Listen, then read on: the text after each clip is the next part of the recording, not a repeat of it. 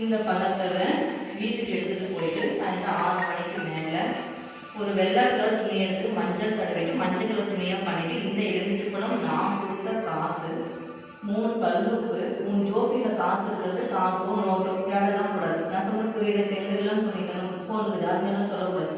உன் ஜோப்பில் இருக்கிறத எது எடுத்து உன் குழந்தைகிட்ட நினச்சி அம்மா நினச்சி எது இருந்தாலும் சரி 500 1000 100 50 10 ஏதோ ரூபாவோ ஏதோ ஒன்று ஜோப்பில் எடுத்து அதுக்குள்ளே வச்சு ஏதோ மூட்டை மாரி கட்டிடு. என்ன பண்ணணும்? மூட்டை மாரி கட்டிட்டு பூஜை ரூம் இருந்துச்சுன்னா நீ பூஜை ரூமில் வச்சுடலாம். திருப்பதி 7 மணியான ஃபோட்டோ இருந்துச்சுன்னா அதுக்கு முன்னாடி வச்சுடும். நான் சொல்ல புரியுதா?